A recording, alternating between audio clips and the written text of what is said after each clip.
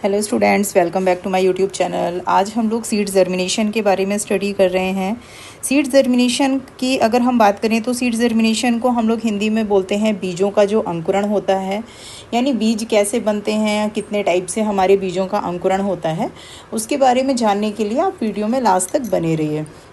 तो फर्स्टली हम जानते हैं सीड जर्मिनेशन होता क्या है। तो the formation of seedling from dormant embryo of the seed, यानी कि सीडलिंग जो होती है एम्ब्रियो के डॉर्मेंट पार्ट से, सीड का जो एम्ब्रियो होता है उसके डॉर्मेंट पार्ट से, उसको हम लोग सीड जर्मिनेशन कहते हैं। यानी जिससे ये ग्रोथ एक्टिवली होती है। एक्टिवली का मतलब होता है कि अच्छे तरीके से होती है, एक तरीके से आप कह सकते हो। तो ये प्रोसेस हमारा सीड जर्मिनेशन कहलाता है। अब यहाँ पे अगर हम एक पॉइंट जो नोट में लिखा है उसको देख लें कि सीड जर्मिनेशन के समय माइक्रोपाइल से वाटर का एब्जॉर्प्शन होता है। एब्जॉर्प्शन का मतलब होता है कि माइक्रोपाइल जो वाटर हम लोग देते हैं बीज को ग्रोथ के लिए, उसको अपने अंदर एब्जॉर्ब करता है। एब्जॉर्ब करने का मतलब होता है कि लेता है, जिससे कि सीड जो होता है वो स्वेलअप कर जाता है। स्वेलअप का मतलब फूल जाता है।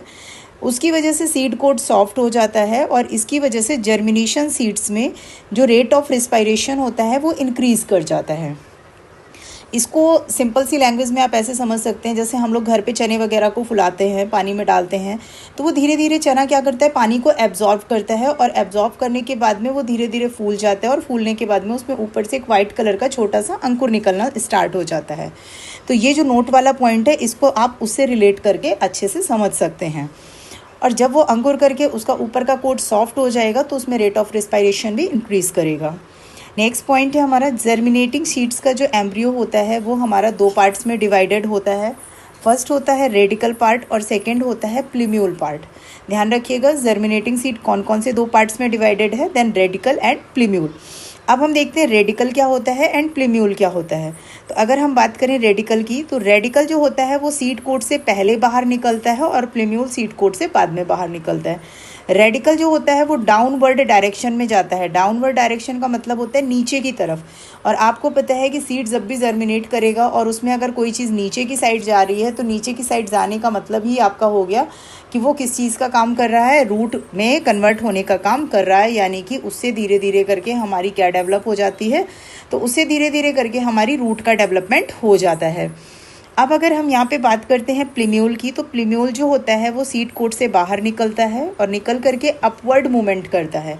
अपवर्ड मूवमेंट का मतलब हो गया ऊपर की साइड मूवमेंट करता है और हमारा जो ऊपर की साइड जाता है, यानी कि मिट्टी से ऊपर की तरफ हमारी स्टेम का डेवलपमेंट होता है। तो आपको ये चीज़ क्लियर हो गई होगी। अगर फिर भी कोई कन्फ्यूज़न है तो ध्यान रखिएगा, रेडिकल जो वर्ड है वो आपका आर से स्टार्ट हो रहा है और जो रूट वर्ड है ये भी आपका आर से स्टार्ट हो रहा है, यानी आर और आर। तो आपको कन्फ्यूज़न नहीं होगा कि रेडिकल से रूट का फॉर्मेशन होता है या फिर प्लूम्यूल से रूट का फॉर्मेशन होता है। तो ध्यान रखिएगा, रेडिकल से रूट का फॉर्मेशन होता है एंड प्लूम्यूल से सूट का फॉर्मेशन होता है। अब नेक्स्ट हम आगे बात करते हैं सीड जर्मिनेशन की। तो जो सीड का जर्मिनेशन होता है वो बेसिकली आपका टू टाइप्स का होता है। फर्स्ट होता है इपिजियल जर्मिनेशन और सेकंड होता है हाइपोजियल जर्मिनेशन। जो इपिजियल जर्मिनेशन और हाइपोजियल जर्मिनेशन की हम बात कर रहे हैं, तो ये ध्यान रखिएगा, ये दोनों ही हम कॉटिलेडन्स के बेसिस पे बात कर रहे हैं, जो कि कॉटिलेडन्स मोनोकॉट और डाइकॉट दो टाइप के होते हैं। उनके बेसिस पे हम यहाँ पे बात कर रहे हैं कौन से टाइप के जर्मिनेशन है, इपिजियल एंड हाइपोजियल जर्मिनेशन। अब अगर हम बात करें यहाँ पे इपिजियल जर्मिनेशन का कि इपिजियल जर्मिनेशन होता क्या है, तो यहाँ पे देखिए इपिजियल जो जर्मिनेशन होता है ये फर्स्ट आपका सीड हो गया। सीड के ऊपर से यहाँ से आपका ये एक अंकुर फूटा, वो अंकुर धीरे धीरे यहाँ से डेवलप होके ये रेडिकल का फॉर्म बना दिया। जहाँ से ये अंकुर आपका फूटा उस फॉर्म को हम लोग एंडोस्पर्म बोलते हैं। ये जो ऊपर का कवर हो गया इसको हम लोग सीड कोट बोलते हैं, यानी सीड के ऊपर की जो कोटिंग होती है वो सीड कोट कहलाएगी आपकी। नेक्स्ट यहाँ से ऊपर की तरफ आपका ये प्लूम्यूल डेवलप होना स्टार्ट हुआ और नीचे की तरफ ये जो आपको दिखाई दे रहे हैं ये आपके कॉटिलेडन्स हो गए। ये जो रूट आ रही है ये हमारी प्राइमरी रूट होगी। फिर ये जो प्लूम्यूल ऊपर की साइड जा रहा है ये धीरे धीरे करके डेवलप होके किसका फॉर्मेशन कर रहा है, लीफ का फॉर्मेशन कर रहा है। और यहाँ पे ये जो रूट्स हमारी बनने लगेंगी ये फिर धीरे धीरे प्राइमरी से वो सेकेंडरी रूट में कन्वर्ट होने लगेंगी। तो इस तरीके से हमारा इपिजियल जर्मिनेशन कंप्लीट होता है। ध्यान रखिएगा, इपिजियल जर्मिनेशन में जो कॉटिलेडन्स होता है वो सॉइल से बाहर आ जाते हैं। कॉटिलेडन्स का सेंस हो गया, ये जो पार्ट आपके हो गए ये दोनों पार्ट है ना, तो इसमें अगर हम सॉइल की बात करें तो सॉइल हमारी यहाँ से होती है नीचे की साइड, यानी ये जो कॉटिलेडन्स है ये हमारे सॉइल से ऊपर की तरफ आ जाएंगे, यहाँ पे हमारा सॉइल वाला पार्ट हो जाता है। ठीक है, अगर हम इसके एग्जाम्पल्स की बात करें तो एग्जाम्पल में जैसे आपका कॉटन हो गया, पपाया हो गया, कैस्टर हो गया, ऑनियन हो गया, फ्रेंच बीन्स हो गया, मस्टर्ड हो गया एंड टैमरिंडस हो गया, ये सारे आपके इसके एग्जाम्पल हो जाएंगे किसके, इपिजियल जर्मिनेशन के। नेक्स्ट हम लोग बात करते हैं हाइपोजियल जर्मिनेशन की। अगर हम हाइपोजियल जर्मिनेशन की बात करेंगे तो इसमें ये जो आपका पूरा का पूरा पार्ट होता है ना, ये सारा पार्ट आपका किसके अंदर होता है, ये आपका सारा पार्ट सॉइल के अंदर होता है, ये ध्यान रखिएगा। तो ये आपका क्या है, सीड का फॉर्म है।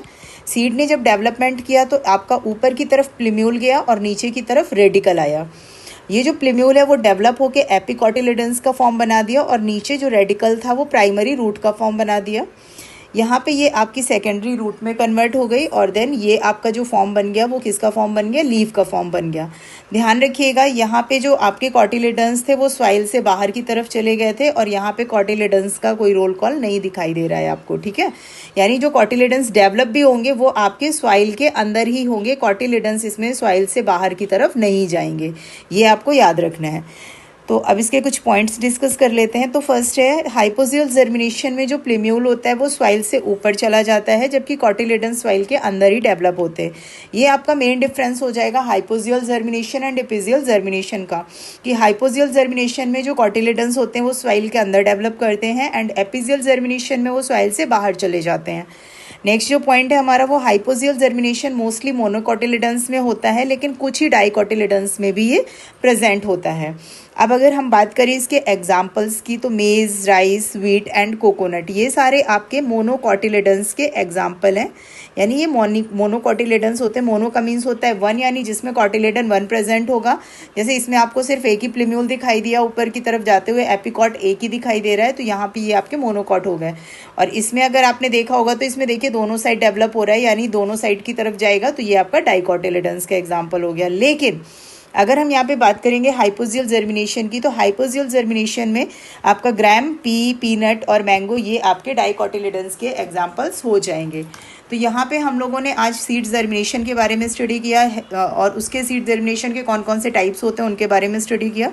अगर आपको वीडियो पसंद आया तो वीडियो को लाइक करिएगा, अपने दोस्तों के साथ में शेयर करिए और ये ऐसे इन्फॉर्मेटिव वीडियोस देखने के लिए चैनल को सब्सक्राइब कर लीजिए।